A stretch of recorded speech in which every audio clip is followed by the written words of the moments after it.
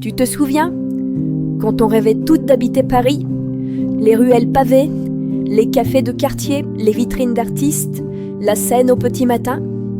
On imaginait une ville qui respirait la liberté, la beauté, l'inspiration. Mais ces dernières années, quelque chose a changé. Et je ne suis pas la seule à le sentir. Ce n'est plus juste un coup de blues, c'est une réalité vécue chaque jour par ceux qui y vivent ou qui ont dû en partir. D'abord, le coût de la vie. Il ne cesse de grimper. Un loyer, un café, un ticket de métro, tout devient une question de budget. Beaucoup de Parisiens que je connais ont dû quitter le centre, voire la ville. Pas par choix, mais parce qu'ils n'avaient plus le choix. Et derrière ça, il y a l'embourgeoisement. Des quartiers autrefois populaires, pleins de vie, de petits commerces, de cafés où tout le monde se connaissait, se transforment aujourd'hui en vitrines de luxe. Les boulangeries artisanales laissent place à des boutiques de mode, les ateliers d'artistes à des Airbnb sans âme. Paris perd peu à peu ce qui la rendait unique, son mélange. Ensuite, l'air que l'on respire.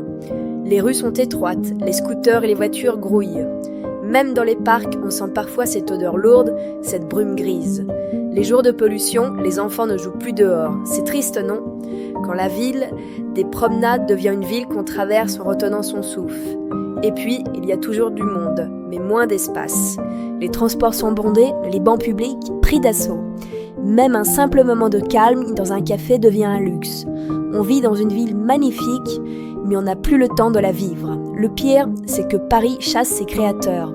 Les jeunes artistes, les musiciens, les écrivains, ceux qui faisaient battre le cœur de la ville, ils ne peuvent plus se permettre d'y vivre. Et sans eux, Paris ressemble de plus en plus à n'importe quelle autre capitale mondiale. Belle certes, mais interchangeable. Alors non, je ne dis pas qu'il faut détester Paris, mais peut-être qu'il est temps d'arrêter de la rêver et de commencer à la regarder telle qu'elle est. Et toi, tu sens cette transformation? Est-ce que Paris t'inspire encore ou te fatigue-t-il?